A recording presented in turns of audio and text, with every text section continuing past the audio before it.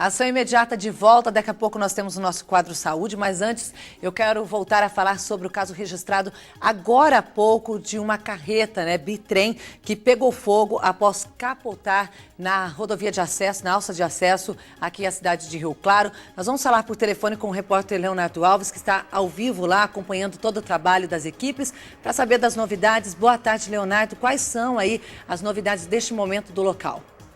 Boa tarde, Janaína. Boa tarde a todos que estão acompanhando, então, o programa Ação Imediata. Eu falo aqui ao vivo da rodovia Washington Luiz, da alça de acesso, onde, então, aconteceu este capotamento. Confirmando que este caminhão, um bitrem carregado com gasolina, foi roubado na cidade de Itaquaritinga. Ainda não tem a precisão da data em que isso aconteceu.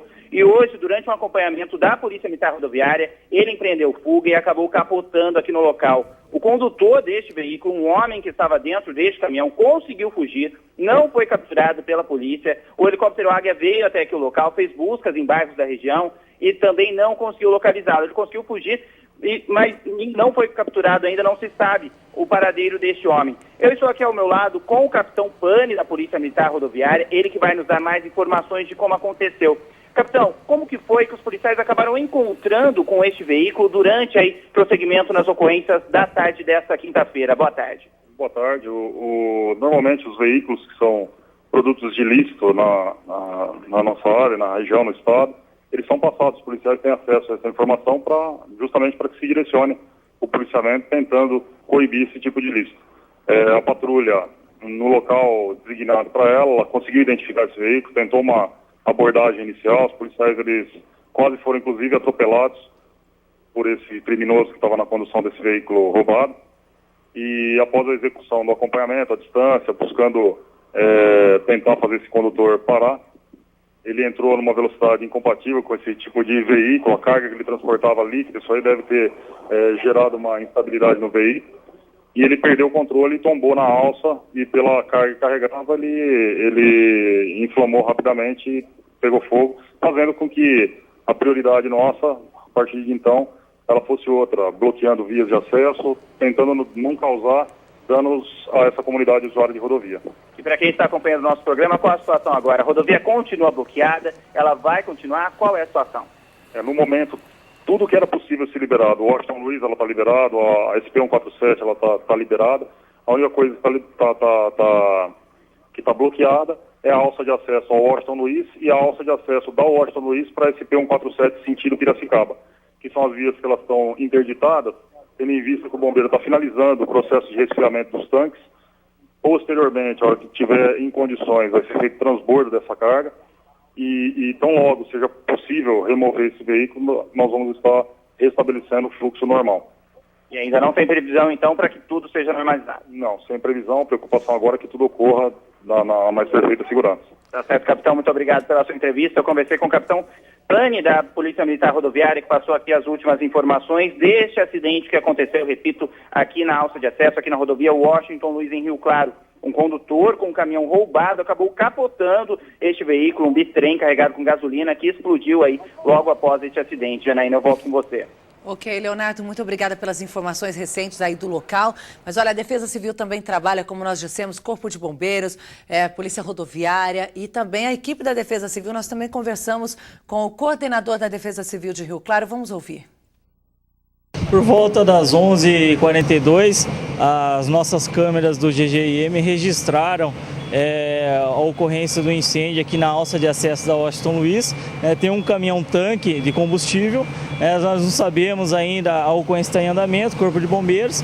Nós não sabemos qual combustível estava no caminhão. Nós acionamos a concessionária, está a Polícia Rodoviária, a Polícia Militar, a Guarda Civil Municipal, o DAI e a Defesa Civil aqui no local, para combater o incêndio que está em andamento ainda. E o fogo, inclusive, até mesmo se alastrou pelas vias aqui do lado, pela própria praça aqui do meio da rodovia. Sim, ocorreu um incêndio na grama, a equipe da Defesa Civil combateu o incêndio na grama e o bombeiro está fazendo o combate no caminhão. Por enquanto, além do caminhão, nenhum outro veículo foi atingido? Não, nenhum outro veículo foi atingido. Todo o perímetro aqui da rodovia está isolado pela Polícia Rodoviária, a área está isolada aqui pela Polícia Militar e estamos trabalhando ainda na ocorrência. É um trabalho muito grande aí para todas as equipes e essas chamas puderam ser vistas aí de vários pontos da cidade, chamaram a atenção da população. Foi realmente um grande susto e infelizmente aí o bandido conseguiu fugir, estava com o caminhão roubado, mas o que a gente sabe também, pelo menos não houveram vítimas neste local. Amanhã você acompanha a reportagem completa sobre este assunto no Ação Imediata. Mas agora eu quero falar de saúde, no nosso bloco. Eu estou aqui com a Neide Outeiro, ela que é coordenadora do CEPA, que é o Serviço Especializado em Prevenção e Assistência para DST/AIDS e Hepatite Virais, né? Hepatites virais. Neide, obrigada pela sua participação mais uma vez. Boa tarde. Boa tarde, Janaína. Eu que agradeço a participação. Olha, nós tivemos nesta semana também o Dia Mundial de Combate e Prevenção às Hepatites, né? Mas nós temos só aumentado o número de pessoas infectadas, né? O que é um número alarmante, Neide? Sim, mas se a gente pensar que as hepatites virais, a B e a C, que acometem a nossa região, elas são hepatites silenciosas. Então, essas pessoas provavelmente foram infectadas lá no passado, há uns 15, 20, 30 anos atrás, e agora que a gente tem feito o diagnóstico, o que é interessante é essa estratégia do diagnóstico da doença. Olha só, segundo dados aqui, são 33 mil novos casos por ano de hepatites virais. Ou seja, se você está falando que depois de todo esse tempo que a pessoa foi constatada com a doença, podem existir muitas outras também. Exatamente, é por isso que a gente estimula o diagnóstico precoce, para que as pessoas procurem fazer o exame para verificar se eles são portadores ou não das hepatites. E como você disse que é uma doença silenciosa, ela só é possível a partir do exame ou se ela ela se agravar muito, ela vai manifestar de alguma forma? Quando a gente fala no agravante, é porque a pessoa está com o fígado muito acometido, quase uma cirrose. Então, o ideal é que a gente pegue antes disso. Então, ela não vai ter manifestação. A gente faz o diagnóstico sem manifestação clínica nenhuma. Agora, todas elas têm a mesma forma de contágio? São semelhantes. A hepatite B, são as vias sexuais, os materiais e instrumentos pérfuro-cortantes e relação sexual, transfusão de sangue e os materiais instrumentais pérfuro-cortantes. Gilete, bisturi, tudo, agulha. Pessoas que fazem uso de drogas também, Pessoas que fazem uso de drogas também. Tem muita probabilidade. A hepatite C, a gente deixa a relação sexual mais amenizada. Ela não é tanto a fonte de transmissão. E ainda é muito presente a hepatite A, que a contaminação dela seria um pouco questão de... De água, verduras mal lavadas. Acontece muito ainda? Hepatite A mas ela é mais leve, né? Ela não chega a se agravar e ela tem manifestação clínica. Uhum. Agora, essas doenças aí, elas têm curas? Todas elas? Todas têm. Hepatite, ela é tratável. Como ela que é tem o tratamento, Neide? Vai depender muito do tipo de genótipo. A hepatite, o vírus, ele tem vários genótipos que a gente fala. Então, dependendo do genótipo, que a gente vai analisar qual o tratamento. Hoje, o tratamento base para uma hepatite B são os inibidores de protease. E para a hepatite C, a gente tem hoje inibidores de protease, interferon e ribavirina. Bom, então para orientar o pessoal que está em casa, então, Neide, o principal é a prevenção. É a prevenção. Você se prevenir aí na relação sexual, se prevenir com esses instrumentos aí alicate de né? unha, né? É muito importante a gente reforçar que os alicatinhos de unha, se eles não forem extremamente esterilizados, autoclavados, que a gente fala hoje, até porque né? também aumentou a fiscalização nesses estabelecimentos, né, Neide? Isso, a Visa aumentou bastante, tanto nos tatuadores como nos estabelecimentos de beleza. Bom, então o primeiro passo é a nossa prevenção, mas que se caso você tiver em dúvida aí se você tem ou não essa doença, fazer o exame.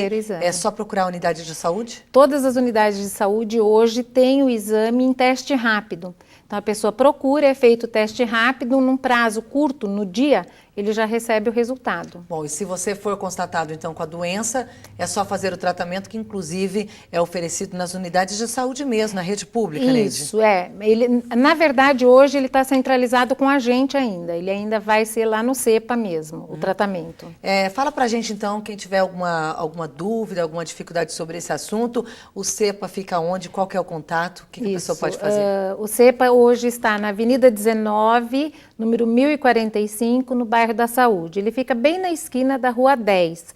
Telefone de contato é o 35-33-80-74. Bom, e como a gente falou sobre hepatites, mas também o CEPA aí oferece a questão de prevenção e tratamento para quem tem também o vírus da AIDS. Da AIDS, isso. O HIV. Isso. Então tá aí o recado. Hoje a nossa convidada, a Neide Outeiro, ela que é coordenadora então do CEPA, né? Que é especializada no assunto ligado a HIV e também hepatites. É só se prevenir. Obrigada por participar com a gente, Neide. Obrigada, Janaína, pela oportunidade da gente estar falando. Volte sempre. Obrigada. Olha, Ação Imediata fica por aqui. Uma boa tarde para você e continue na programação da TV Claré. Até amanhã.